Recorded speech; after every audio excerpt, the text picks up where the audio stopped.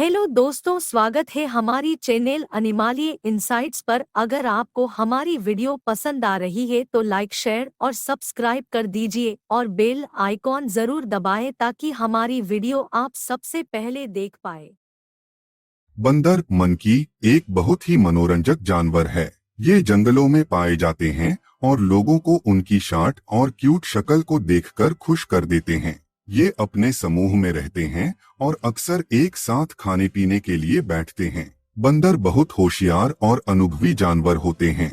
उनकी याददाश्त बहुत अच्छी होती है और वो अपनी जरूरतों के अनुसार अपने आसपास के संसाधनों का उपयोग करते हैं। बंदरों के पास खेलने के लिए बहुत सारे खिलौने होते हैं, जैसे झूला, तारे, फर्शी और घंटी। वे खुशी से उनसे खेलते हैं और उनसे खुश होते हैं। बंदर अपनी बाहों का उपयोग अपने समूह के सदस्यों के साथ गले लगाने या संदेश पहुंचाने के लिए करते हैं। इसके अलावा बंदर अपनी उंगलियों का भी इस्तेमाल करते हैं, जो उन्हें खाने पीने या अन्य सामग्री को पकड़ने में मदद करती हैं। बंदरों के बच्चे बहुत खुशनुमा होते हैं।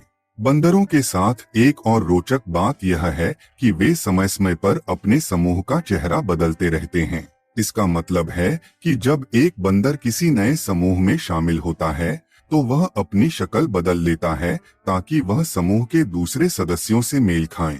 बंदरों के पास बहुत ही शक्तिशाली हाथ होते हैं, जिसके कारण वे खूब चलते फिरते हैं और उन्हें कहीं से भी बाजार से सस्ता फल लाना आसान हो जाता है। बंदरों में बहुत ही मजेदार और शानदार रोमांस भी होती है। उनकी प्रजनन प्रक्रिया में वे बहुत ही जोशीले होते हैं और इस दौरान बहुत सारे नृत्य भी करते हैं। बंदरों के पास बहुत उच्च स्तर की सामाजिक जीवन होती है, जैसे कि वे समूह के सदस्यों के साथ संभाषण करते हैं, सामूहिक रूप से खाने पीने के लिए बैठते हैं और अपने समूह के सदस्यों की मदद करते हैं।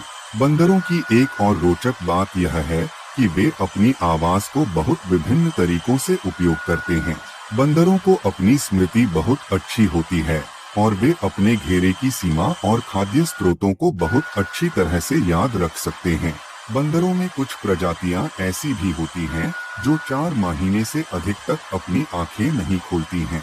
इसका कारण यह है कि वे उन इलाकों में रहते हैं जहां बहुत तेज धूप होती है और उनकी नशे में आकर वे उग्र हो जाते हैं, जो उनकी आंखों को खोलने से रोकता है। बंदरों के लिए फल, मक्खन, मीठा और मीठे प्रतिबंधित पदार्थ बहुत अच्छे खाद्य स्रोत होते हैं। इसलिए बंदरों को फलों से बहुत पसंद होता है और वे इसे खाने के लिए अपने शोधक क्षमताओं का उपयोग करते हैं। बंदरों में कुछ प्रजातियां ऐसी भी होती हैं जो तालाबों और नदियों में स्वच्छता बनाए रखती हैं। वे इसलिए काफी उपयोगी होते हैं क्योंकि वे उन इलाकों में बैक्टीरिया को खत्म करने में मदद करते हैं। बंदरों के दांत और पैरों के अंगुलियों के नाखून बहुत तेज होते हैं। दांत उनके खाद्य स्रोतों को टूटने से बचाते हैं और पैरों के नाखून उन्हें पेड़ों पर चढ़ने और उतरने में मदद करते हैं। बंदरों की कुछ प्रजातियां आवास के लिए वृक्षों में एक बड़े समूह में रहती हैं, जो एक दूसरे के साथ मिलकर रहते हैं।